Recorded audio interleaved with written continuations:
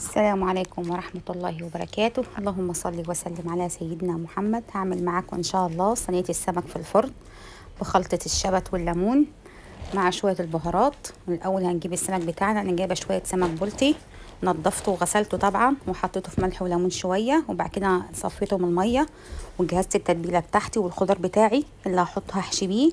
عملت شوية طماطم بفلفل ببصل في الصينية هحطه تحت السمك، وحطيت شوية البهارات زي ما انتم شايفين كده. حطيت معلقة كزبرة جافة ومعلقة فلفل وكمون وملح، بهارات السمك، وربع معلقة ليمون مجفف مفروم مطحون يعني، ونص معلقة شطة.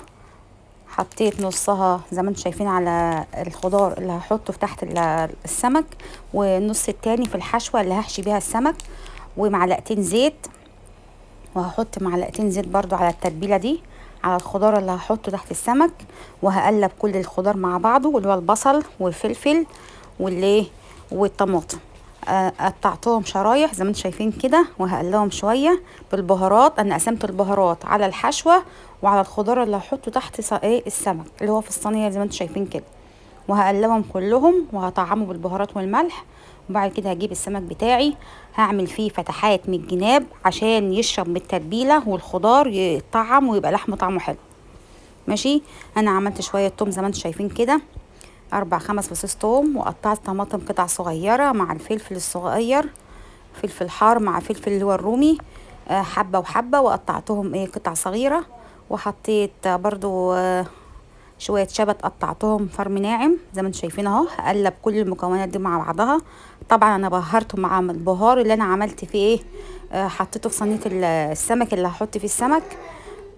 قسمت البهارات اللي حطيت نصها هنا ونصها هنا على الخضار. وادي الليمون، هعصر كمان ليمونه كبيره كده، اخد ميه الليمونه كلها على الحشوه اللي هحشي بيها السمك، والزيت نفس الحكايه برضو. وبعد كده هجيب السمك بتاعي وهحشي بيه الحشوه بتاعتي، ولازم تظبط الملح بتاعها.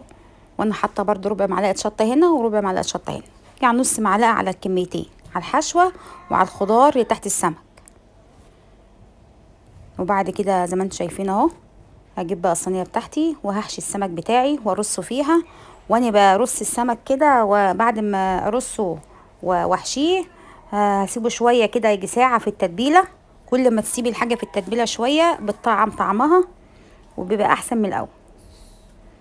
اهو تبنيه حشو كده وتظبطيه، لان الحشو دي بيطعم اللحم بتاع السمك. وهحط في الفتحات. انا جبت سكينه وفتحت السمك زي ما انتم شايفين كده، فتحات من الجناب. بس حاجه بسيطه وسهله، وهتدخل الفرن تستوي وبألف صحه وعافيه. عايزه تعملي جنبه بقى رز، عايزه تعملي جنبه خبز، كل واحد وعلى كيفه في الاكل. زي ما انتم شايفين اهو، انا حشيته من الجناب وحشيته من جوه. كانت السمكه دي ما فتحتش من الجنب التاني، فتحتها بالسكينه وبعد كده حشيتها. اما تفتحيها بتبقى اسهل واحسن في التسويه واطعم في الطعم كمان. وهسيبها ساعه ساعتين السمك متبل كده بالخضار، وبعد كده ادخله على فرن حامي. اشغل الفرن مش شبكه، مش شوايه ولا ايه، وتحت فوق وتحت، يعني اشغل الشوايه وهشغل الفرن البوتاجاز من تحت. هو بيحتاج نار عاليه، ما تحطوش على نار هاديه، لان النار هاديه هتخليه ينشف ومش هيبقى طري معاكي. زي ما انتم شايفين كده بعد ما استوى وطلع وتخلي لونه ذهبي حلو.